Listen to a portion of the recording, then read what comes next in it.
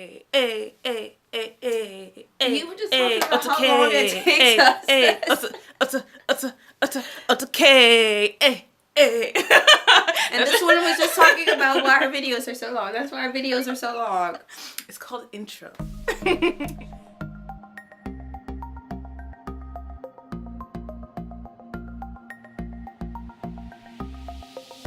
Hi, I'm Sia. And I'm Kia, and you're watching Kia and Sia.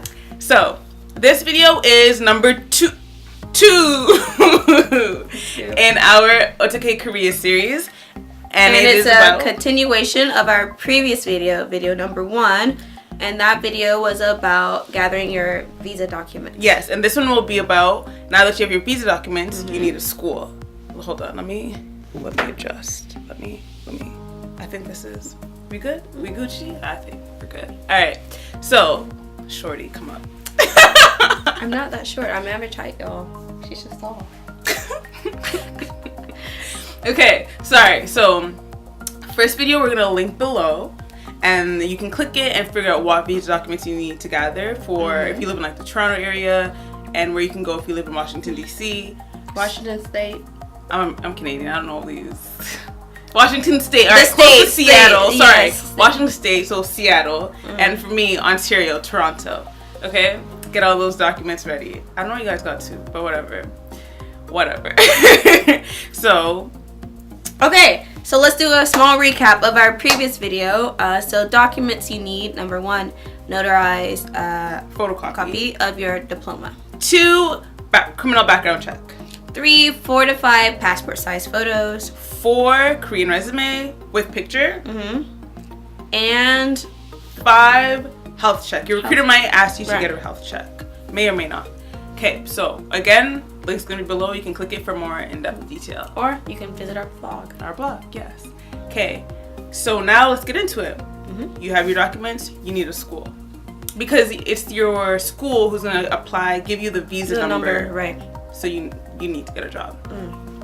So there are multiple places you can visit, and the first place we're going to talk about is a place called Days ESL Cafe. Yes. So for Days ESL, it's like a forum. You go in and they have like a list of English teaching jobs, but that is like recruiters. So a lot of times it's recruiters putting them up, and they have clickbait titles. Right. So it's just like, oh, job in Seoul. This is like and you high see salary. it, and you really like it. You're just like, oh, you send them an email because they always say, oh, send an email to this email address. You send an email, and you're like, okay, I'm interested in job 151. And then they send you information about job 189 or job 176, which is not in Seoul, which is not the age you want to teach, which is not what you're looking at. So it's very clickbait. And then it's the same recruiters nonstop. There's no like real organization in Dave's ESL.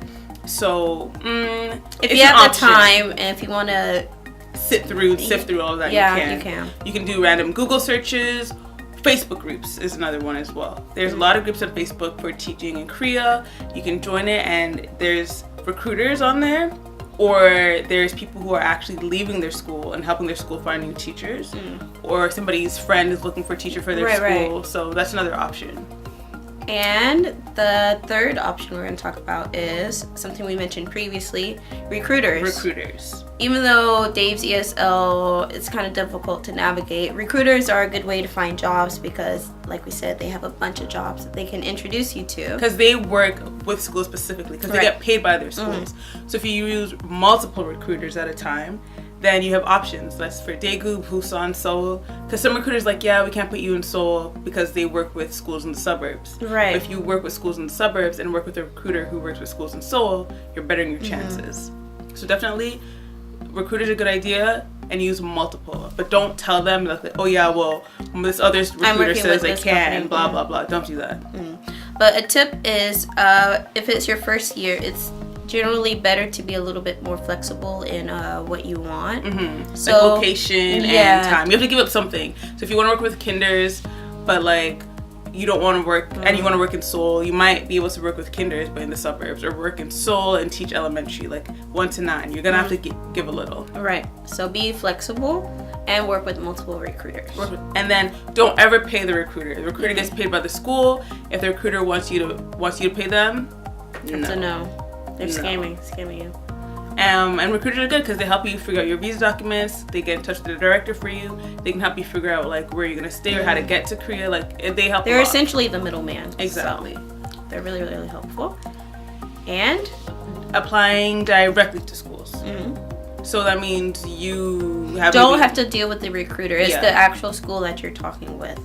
So when you apply directly to schools, which is the fifth thing, when you apply directly to schools yourself, that might be harder because you might not know all the schools in South Korea, obviously.